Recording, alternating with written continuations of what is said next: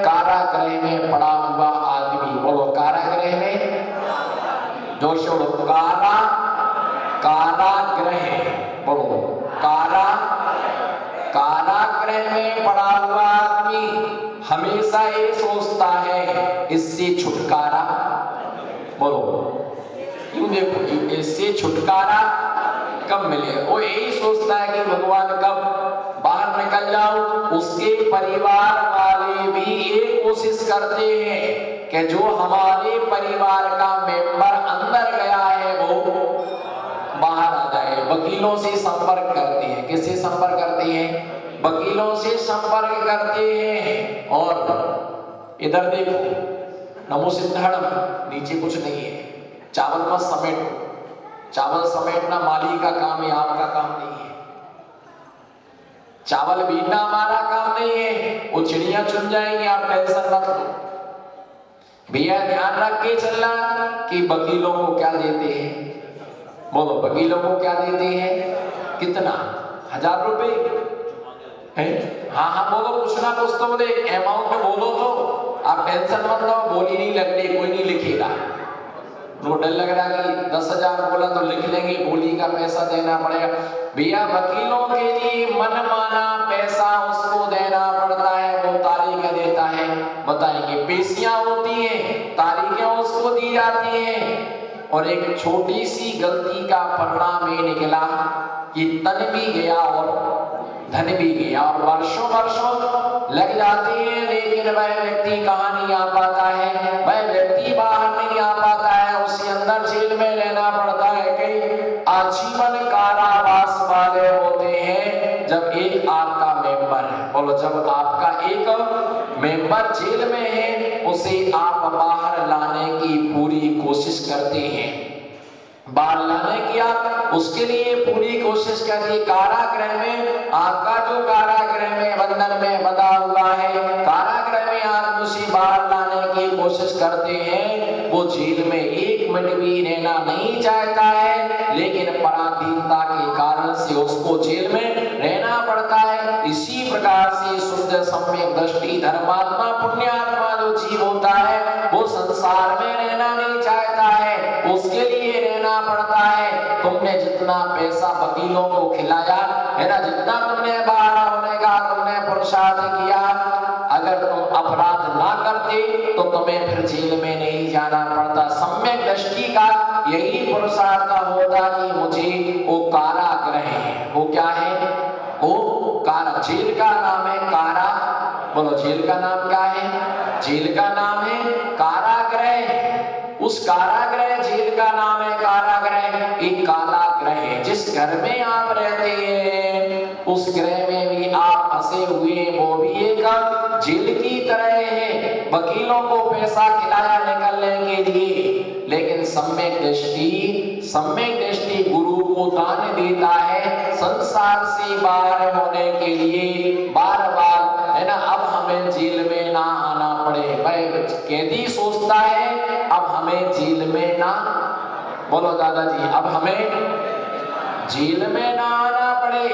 अरे भगवान के सामने ऐसी भावना भाव, बोलो भगवान के सामने, बोलो भगवान के सामने कैसी कैसी, भगवान के सामने ऐसी भावना भाव, भगवान के सामने ऐसी भावना भाव कि अब हमें भाव में ही ना आना पड़े, इस संसार में ही ना आना पड़े, जेल में ना आना पड़े। जेल में एक छोटी सी बात है, लेकिन जेल का महाजेल नरक है, दुर्गति है, त्रियंच है, किसी का बंधन नहीं है। लेकिन सबसे बड़ा कर्मों का क्या होता है, कर्म का बंधन होता है, और कर्म बंधन के कारण से जीव इन दुखों के लिए प्राप्त करता। जहां पर समस्या है, बोलो जहां पर समस्या है वहां तपस्या नहीं है, और जहां तपस्या है वहां पर कलम होती है वहां पर कदम नहीं होते हैं, और जहां कदम होते हैं वहां कलम नहीं होती है। आदमी लिखेगा तो चल नहीं सकता है, और चलेगा तो वो लिख नहीं सकता है, दो काम एक साथ नहीं हो सकते हैं। इसलिए आचार्य महाराज ने कहा कि संयम का मार्ग है। जैन धर्म में कठिन क्यों है बताइए, बोलो जैन धर्म, बोलो अध्यक्ष जी, जैन धर्म में क्या चिंता के सागर में डूबे हुए हो? चिंता करने की आवश्यकता नहीं है, बोलो है ना। सोचो आप, जैन धर्म में कठिन क्यों है, कभी विचार किया? बाकी धर्म अच्छे क्यों लगते हैं, बाकी धर्मों में मजा क्यों आता है? अपने जैनों का भी एक ऐसा मत बन गया है जिसने धर्म को बिल्कुल सरल कर दिया है। जैनों का भी एक मत बन गया जिसने धर्म को बिल्कुल सरल कर दिया है। और जैन धर्म का उस मत का नाम जो दूसरा मत है, मुमुक्षु मत। कौन सा मत है, बोलो भाई कौन सा मत? बहुत लोगों उसके लिए बहुत स्वीकार कर रहे हैं। कारण क्या है? उसको सरल बना दिया। सरल बनाने का मतलब क्या है? गुरु को नहीं मानने का, देव शास्त्र की आराधना करने की, देव शास्त्र की आराधना करने की, गुरु को नहीं मानने का। बस एक ही कहने का कि पंचम काल में मुनि नहीं होते हैं। बोलो पंचम काल में मुनि नहीं होते हैं। उपवास करना जड़ की क्रिया है। उपवास करने से क्या होता है? त्याग के मार्ग का उन्होंने त्याग कर दिया है। बोलो जोशो, त्याग के मार्ग का उन्होंने त्याग कर दिया है।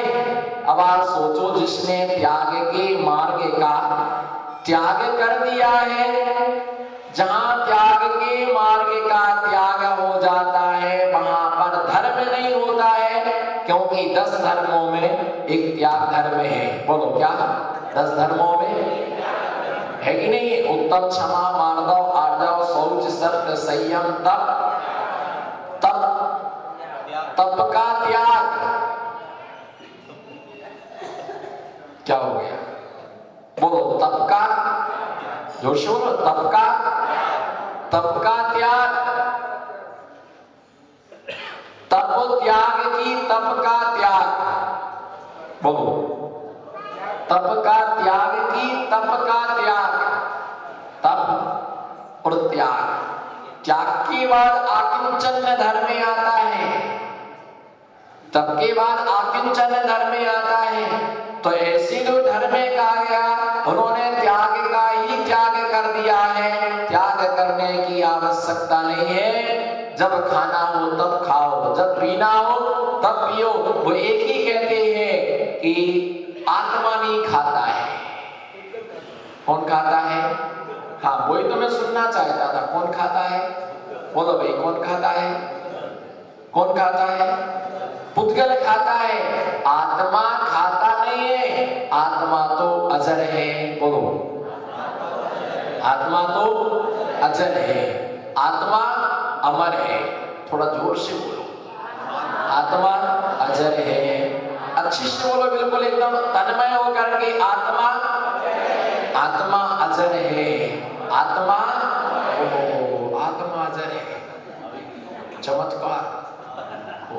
आत्मा, उसको भी पता चल गया कि आत्मा, जोर से बोलो, फिर से बोलो, आत्मा अजर है, आत्मा अमर है। बोलो आत्मा अजर है, आत्मा अमर है। पर इस रागी को इस बात की कहां खबर है? इस रागी को इस बात की कहां खबर है? भोगी को इस बात की कहां खबर है कि आत्मा अजर है, आत्मा अमर है? बोलते हैं कि बस पुद्गल खाता है, आत्मा तो खाता नहीं है। आत्मा का स्वभाव खाना नहीं है। उनके लिए हम तर्क देते हैं, अगर पुद्गल खाता है तो मुर्दे को भी खाना चाहिए।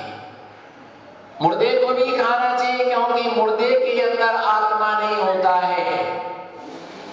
और यदि मुर्दा उसके बाद में अगर आत्मा खाता है तो सिद्धों को खाना चाहिए, क्योंकि उनका शरीर नहीं होता। परंतु शरीर आत्मा से संयुक्त शरीर खाता है, अकेला आत्मा नहीं खाता है, अकेला शरीर नहीं खाता है। वो देख भ्रमित हो गए, उन्होंने त्याग धर्म का भी क्या कर दिया है, त्याग कर दिया। बोलो, उन्होंने त्याग धर्म का भी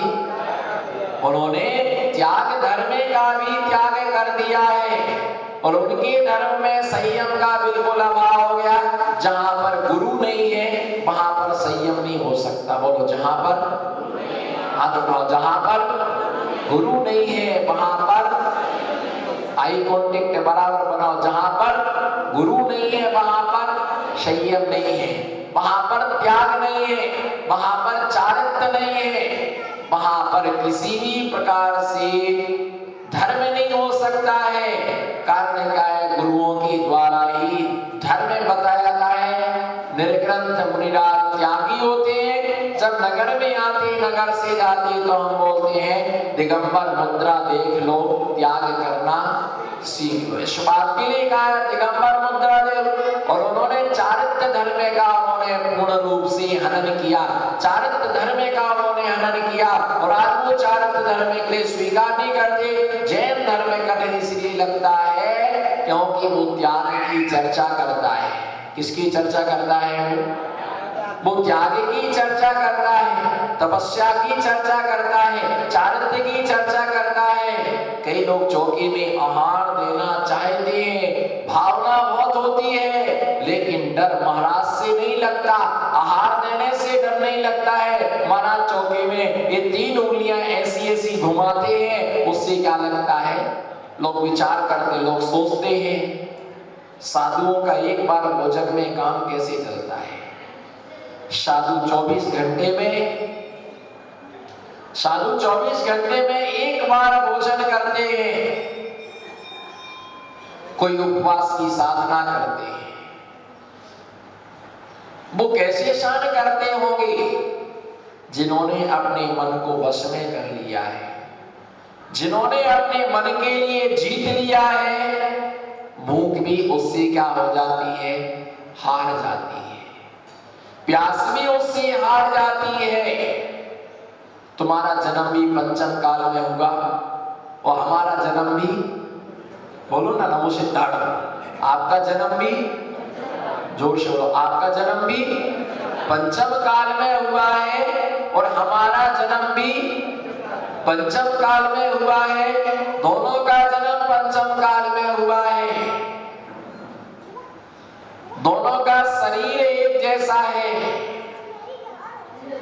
दोनों का शरीर एक जैसा है, परंतु दोनों की भावनाओं में क्या होता है? भावना में अंतर होता है। एक व्यक्ति राग में जीता है और एक व्यक्ति त्याग में, एक व्यक्ति राग में जीता है, एक व्यक्ति त्याग में जीता है। जो राग में जीता है वो कितना भी खाए पर उसकी भूख कभी क्या नहीं होती है? शांत नहीं होती है। जिसको 2 बार 3 बार खाने में जिसे शांति नहीं मिल रही है, वो व्यक्ति उपवास क्या करेगा? वो व्यक्ति उपवास क्या करेगा? उपवास करना बहुत बड़ी तपस्या है। कई ऐसे भी लोग हैं कि जिन्होंने अपना सारा जीवन पानी में निकाल दिया। सिर्फ पानी पी करके जिन्होंने अपना समय निकाला। कुछ ऐसे लोग हैं दिन भर खाते रहे। अब देखना, अधिकतर आदमी को अटैक 7 दिनों में, कौन से दिनों में ज्यादा अटैक आता है? बताओ, 7 दिन में ऐसा कौन सा दिन है जिस दिन अटैक ज्यादा लोगों को आता है? कौन सा दिन है? बोलो बोलो फटाफट। मन में आप 7 दिन में एक दिन बोलो, पर जजमेंट तो मेरा ही रहेगा, आप टेंशन मत लो। रविवार नहीं, गलत, आपने गलत रिसर्च किया है। गुरुवार के दिन नहीं, गुरुवार के दिन कभी नहीं आ सकता है। गुरुवार का ना 2 दिन में, रविवार भी निकल गया, गुरुवार भी निकल गया। आप बोलो फेवरेट दिन।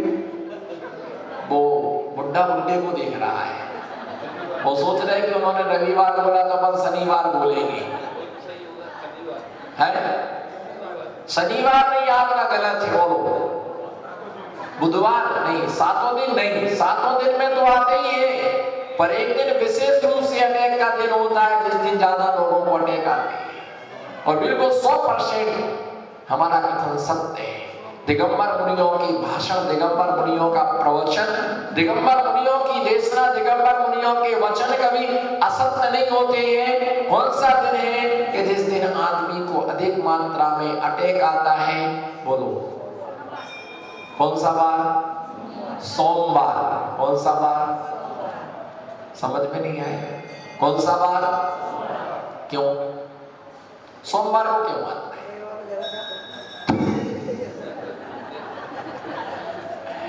सोमवार के दिन अटैक क्यों आता है?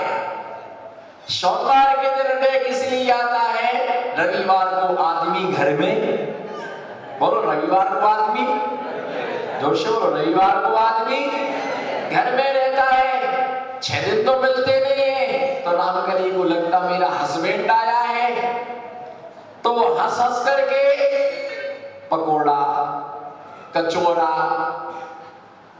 पालोदा की रबड़ी, एक कटोरा रगड़ी, फुल खाता है, फुल खाता है, फुल खाता है। इतना खाया, यहां तक आ गया, खाते ही जा रहा। और पत्नी क्या बोलती, आपने तो कुछ लिया ही नहीं, बहुत दिन में तो मिली हो, थोड़ा सा लो ना। बड़े प्रेम से खिलाती है, एक गिलास मेरे हाथ से लो ना, बड़े प्यार से देती है। और वो आदमी क्या करता है? वो आदमी खाता जाता और सांस लेने को भी क्या नहीं बचती है? सांस लेने के लिए भी जगह नहीं बचती है। और जब इतना खा लेता है, फिर नलियां हो जाती हैं चौक, तो सांस नहीं ले पाता है और उसको क्या जाता है? अटैक आता है और बेचारा चला जाता है। ये ध्यान रख करके चलना कि ऐसे ही अटैक आते हैं, ऐसी बीमारियां होती हैं। सोमवार के दिन एवरेज आप देखना, कभी मार्क करना कि अधिकतर लोगों को सोमवार को अटैक आता है। पर समाधि का कोई दिन निश्चित नहीं है कि सोमवार को ही समाधि होती है, क्योंकि रविवार को उपवास रहता है। बिना ऐसा आपने बताया कि रविवार को ज्यादा खाते हैं, सोमवार को अटैक आता है, अष्टमी को उपवास करते हैं, नवमी को समाधि हो जाती है, 14 को उपवास करते हैं, पूनम को समाधि हो जाती है। ऐसा नहीं हो सकता है।